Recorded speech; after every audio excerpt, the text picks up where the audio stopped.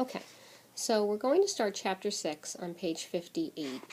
If we remember, something is going on, and Jacob put Ellie into the truck and drove away with her to do something very, very important. And Ellie was not sure what that was.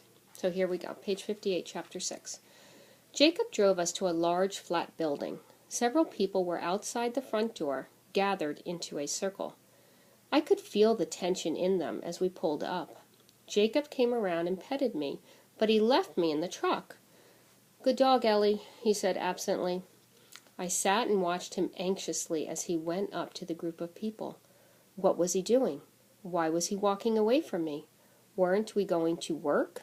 I knew I was supposed to wait patiently for him to give me a command, but it was hard. I whined a little. Several of the people near Jacob spoke at once. "We didn't notice her missing until lunch, but we don't have any idea how long she's been gone." Marilyn's an Alzheimer's patient. Sometimes she thinks she's back at her old house, or that she needs to go to the job she used to have. She won't remember enough to find her way back. I don't understand how she got away with no one seeing.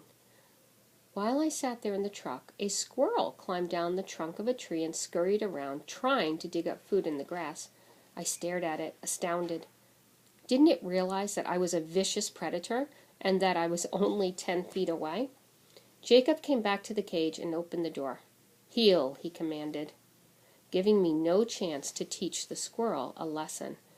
It shot up a tree anyway and sat up there chattering. I ignored it. Time to work. Jacob led me away from the people to a corner of the front yard. He held out 2 shirts that smelled of old sweat, of something sweet and flowery. I stuck my nose into the soft cloth, breathing in deeply. "Ellie, find." It was just like the park. I knew exactly what to do, and I took off, running past the knot of people. "She wouldn't have gone that way," someone said. "Let Ellie work," Jacob replied. Work! I carried the sense memory of the clothing in my mind as I held my nose up to the air, moving back and forth to pick up the trail. A lot of people had walked across this yard. Dogs had been along the sidewalk. Cars had driven down the street. I could smell all of them. But none of those smells was the right smell. I couldn't find. Frustrated, I turned back to Jacob. He could tell I was disappointed. "That's okay, Ellie. Find." He began walking down the street, and I leaped ahead. There were more lawns. I dashed up and down each one. Somewhere that smell, that one right smell, would be hidden. I'd discover it. I turned the corner and slowed down. There it was! It was faint, just a hint, but it got stronger as I moved in the right direction. It was tantalizing me, coming to me.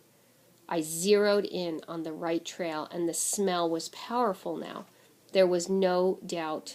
I had found it. 40 feet in front of me, at the base of a clump of bushes, there was a burst of the scent, perfectly clear.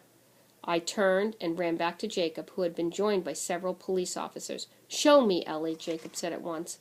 I took him back to the bushes. He bent, poking at something with a stick.